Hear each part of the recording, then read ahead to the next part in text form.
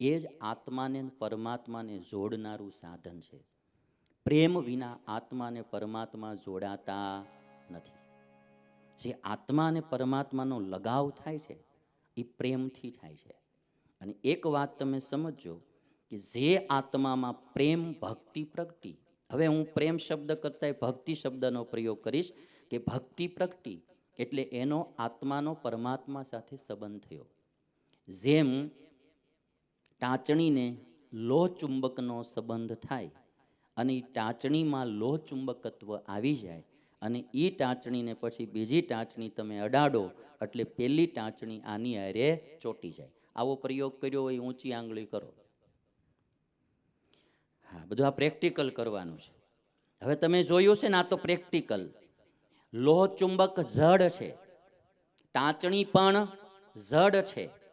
ઈ જડ બે વસ્તુનો સંબંધ થાય તો લોહ ચુંબકનું લોહ ચુંબકત્વ ટાંચણીમાં આવી જાય અને બીજી ટાંચણીને તમે એની હારે અડાડો એટલે એ પણ એની હારે ચોંટી જાય. જો જડમાં પણ શક્તિ સંક્રામિત થતી હોય તો પરમાત્મા ચેતન છે, આત્મા પણ ચેતન છે. પ્રેમરૂપી પુલ બાંધે એટલે પરમાત્માની શક્તિ આમાં ટ્રાન્સફર થાય ને થાય, સંક્રમિત થાય. એટલે તમે જો કોઈ સંત, કોઈ ભક્ત, કોઈ મહાપુરુષ, કોઈ સત્પુરુષ, કોઈ બુદ્ધ પુરુષ, એની શક્તિ અદ્ભુત થઈ, એમાં લોકો આકર્ષિત થયા, એમાં લોકો જોડાણા, એનાથી લોકોના જીવનો પરિવર્તિત થયા. એના દર્શનથી, એના સ્પર્શથી, એને જમાડવાથી, એને રાજી કરવાથી હજારોના જીવન બદલ્યા. એનું કારણ કે પરમાત્માની શક્તિ એ આત્મામાં આવે. જેટલો સંબંધ તમે વધારો એટલી તમારામાં બી આવે. આ ભક્તિ કોઈ સામાન્ય ચીજ નથી. એ આત્મા અને પરમાત્માને જોડવાનો પુલ છે. અને જેનામાં ભક્તિ આવી ને એને જ વિદ્વાન કહેવામાં આવે, એને જ પંડિત કહેવામાં આવે, એને જ બુદ્ધિશાળી કહેવામાં આવે, એને જ સંત અને ભક્ત કહેવામાં આવે. એટલા માટે એક દોહરો તમને સંભળાવું. પોથી પઢ પઢ જગમવા, પંડિત ભયાન કોઈ. પોથી પઢ પઢ જગમવા. શાસ્ત્રો તો વાંચી વાંચીને કેટલાય માણસો મરી ગયા, પણ જ્યાં સુધી એના હૈયામાં પ્રેમ નો પ્રગટ્યો. તમે ગમે એટલા શાસ્ત્રો વાંચો, ગમે એટલી કથા સાંભળો, પણ જ્યાં સુધી જે મૂળ કરવાનું છે, ઈશ્વરમાં પ્રેમ પ્રગટવો જોઈએ, ભક્તિ, એ ન થઈ ત્યાં સુધી બધું નકામું. પોથી પઢ પઢ જગમવા, પંડિત ભયાન કોઈ.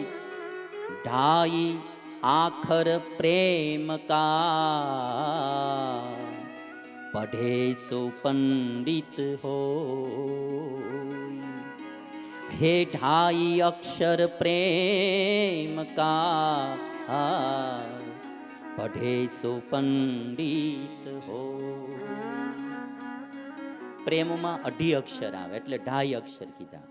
પ્રેમમાં, આ પ્રેમમાં અડધો ર જોડાયેલો હોય એટલે પ્રે અને મ, અને પ્રેમમાં અડધો ર જોડાયેલો એટલે અઢી અક્ષર કીધા. કે આ અઢી અક્ષરને ઢાઈ આખર પ્રેમ કા, પઢે સો પંડિત હોય. જેનામાં આવો ભગવાન પ્રત્યે પ્રેમ જાગ્યો એ પંડિત છે. અને એટલા માટે આ જોડવાનો પુલ છે. આત્માને પરમાત્માને જોડવાનો પુલ એટલે ભક્તિ છે.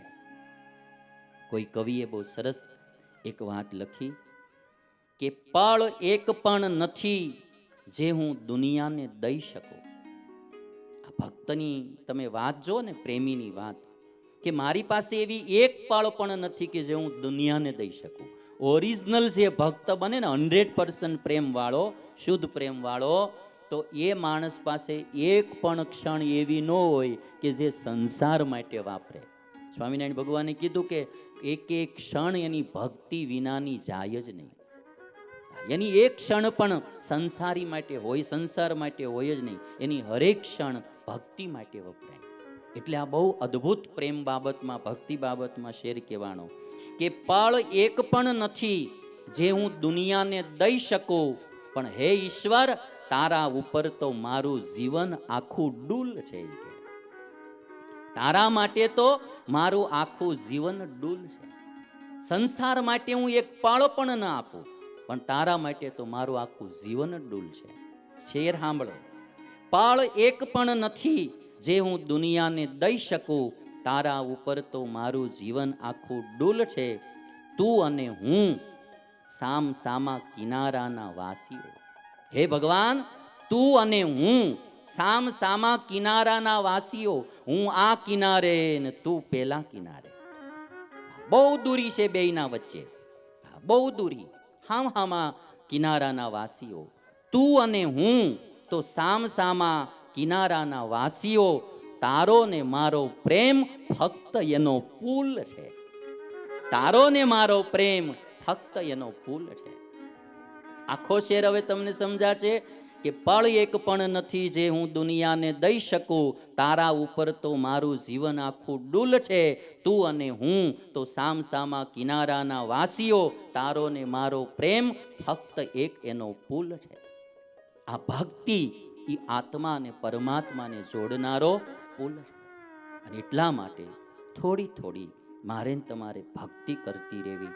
હવે પ્રેમ એટલે શું, પ્રેમ કેવો હોય એનું લક્ષણ નારદજી કરે. એમાં આપણે જઈએ. ભગવાનમાં પ્રેમ છે એ જ ભક્તિ છે. અને એટલા માટે અભણમાં અભણ વ્યક્તિ પણ ભગવાનને પામી શકે, ગરીબમાં ગરીબ વ્યક્તિ પણ ભગવાનને પામી શકે, નાનામાં નાનો માણસ પણ ભગવાનને પામી શકે. ભગવાન સૌથી અમૂલ્ય વસ્તુ છે. વસ્તુ કહેતા અમૂલ્ય વ્યક્તિ છે, એનું કોઈ મૂલ્ય જ નથી.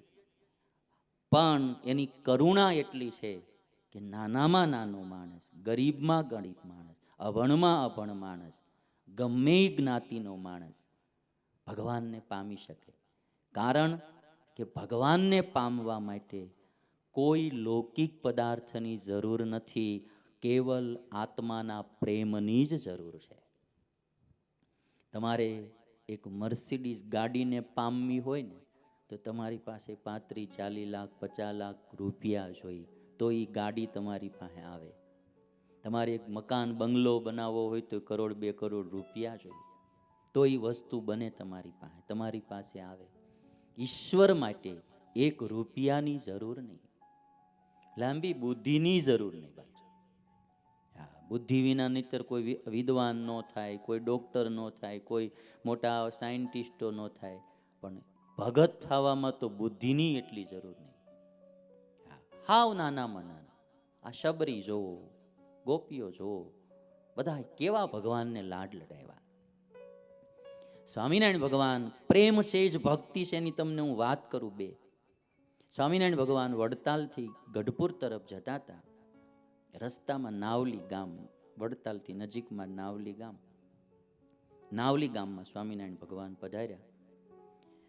ગામમાં બહેનોને ખબર પડી કે સ્વામિનારાયણ ભગવાન આવ્યા છે, એટલે 2-4 બહેનો સ્વામિનારાયણ ભગવાનના દર્શન કરવા માટે આવ્યા.